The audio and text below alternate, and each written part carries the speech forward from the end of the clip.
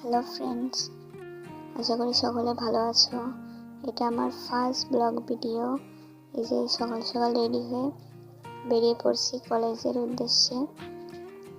অনেক দিন প্ল্যান করে তারপরে কলেজে যাওয়া হচ্ছে। আর সকালেই অনেক রোদ পড়ছিল, শীতের সকালে এই রোদটা খুবই অসাধারণ ছিল।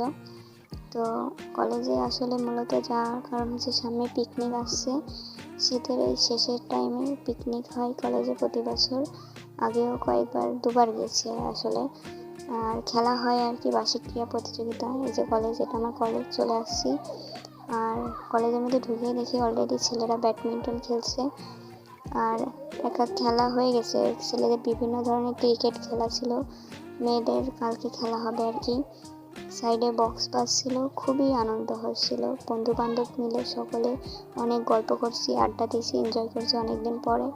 আর বেশিক্ষণ কলেজে ছিলাম না, বেরিয়ে পড়ছি, বাসায় চলে যাব সেই কারণে।